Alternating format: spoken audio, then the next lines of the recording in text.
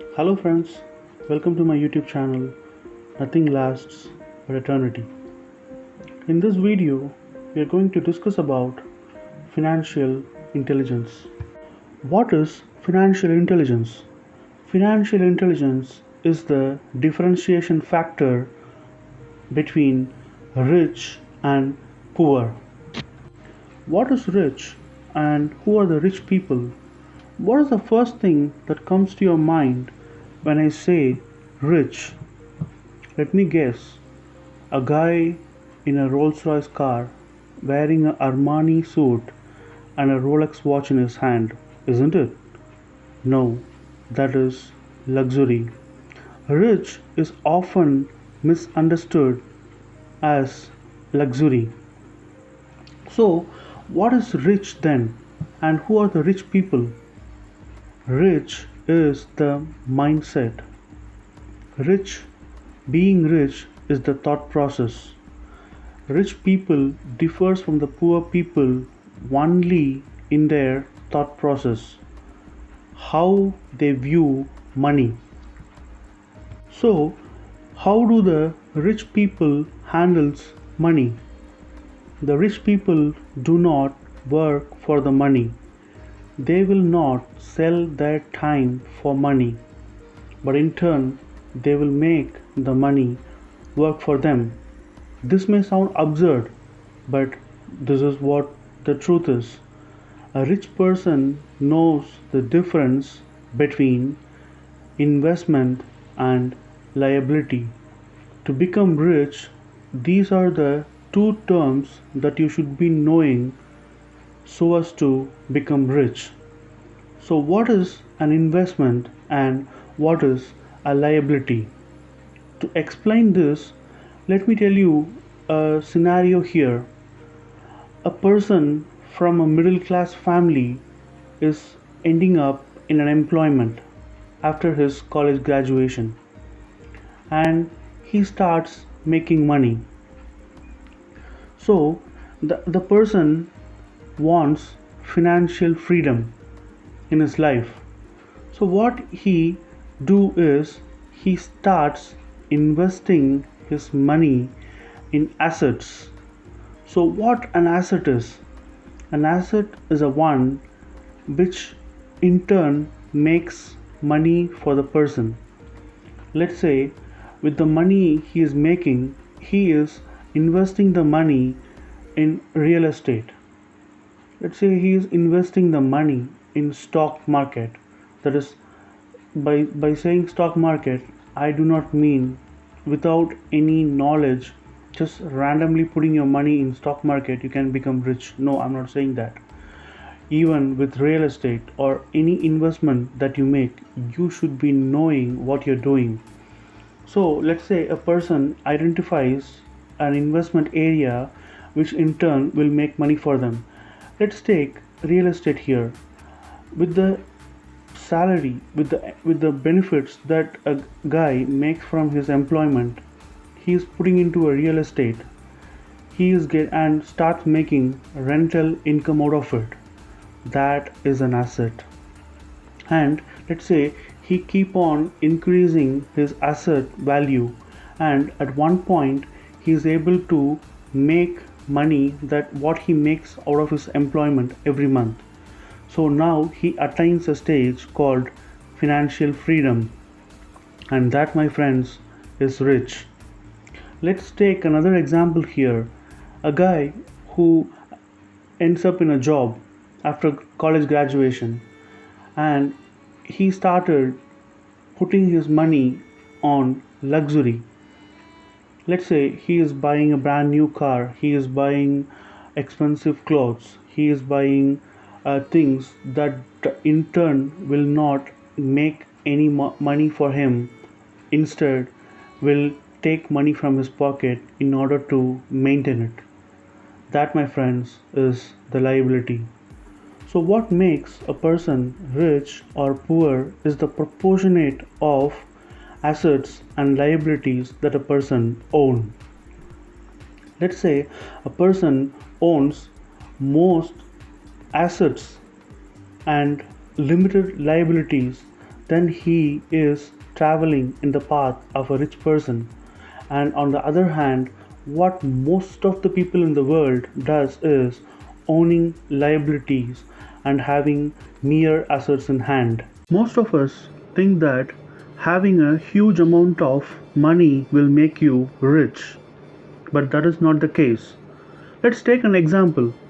A person with no financial intelligence, let's say through a lottery or some inherited wealth, is getting a big bunch of money.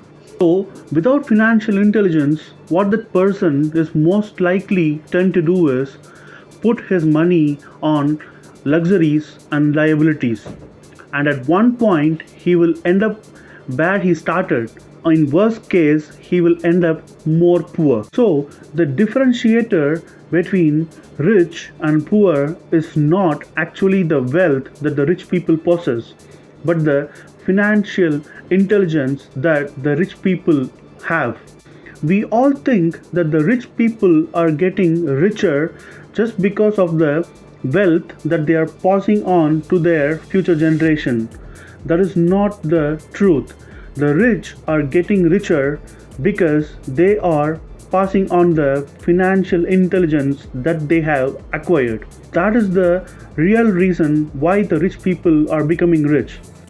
Let's talk about a classic example which will substantiate my argument on financial intelligence. Let's talk about the most rich person of India, Mr. Dhirubhai Ambani. He is a self made billionaire and he is the first generation billionaire. His father was a school teacher. Dhirubhai Ambani acquired the financial intelligence by his own experience and had become a self made billionaire. After the demise of Dhirubhai Ambani, his two sons, Mukesh Ambani and Anil Ambani, equally splitted Dhirubhai Ambani's wealth. Mukesh Ambani, along with the wealth, has inherited the financial intelligence from his father properly. He worked with his father for a long time and he acquired the financial intelligence from his father. In turn, Anil Ambani, who didn't inherit that financial intelligence from his father. So, what happened is Mukesh Ambani started investing his money wisely into various areas, which in turn will create income for him.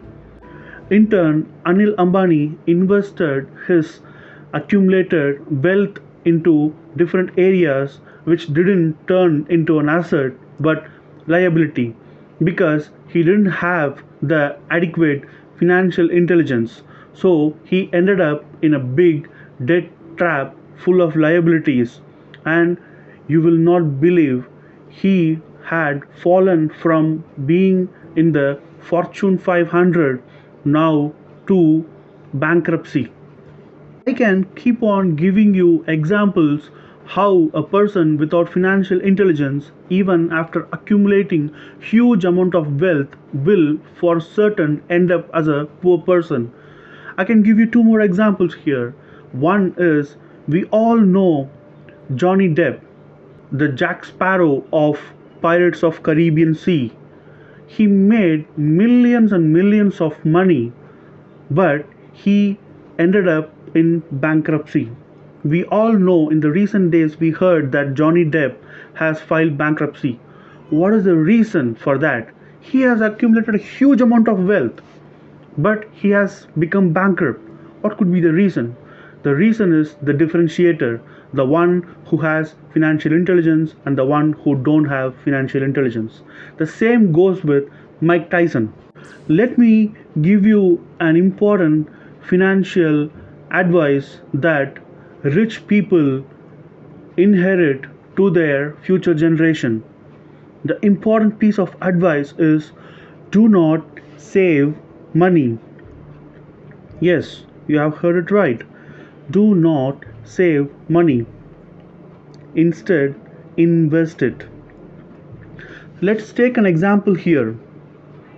Let's say you have saved 1 lakh rupees. And what you have decided is, you have decided to save the money in your locker. You just kept there with a note. Okay, so what you did is, you took a paper and said, okay, I have 1 lakh rupee in hand. With this money I can buy, you take any commodity, for instance, let it be milk or even gold. You just, on that particular day, you write a note, the current price of milk that day. With that 1 lakh rupee, how much liters of milk that you can buy. Just calculate that, write it in a piece of paper, wrap it around your 1 lakh rupee, put it in your locker, and just leave that for 5 years. After 5 years, you take the piece of paper, that 1 lakh rupee, and calculate the cost of milk that day, and calculate how many liters of milk you can buy after 5 years. Certainly there will be a 20 to 30 percentage of shortfall you will face. That, my friends, is the actual loss. So the term I have explained you, inflation, in a simple term. Your money should at least beat the inflation, if not growing any further. Let's say an average inflation percentage in India is 4%. That is in the government books, but the actual inflation is anywhere between 8 to 10% in India.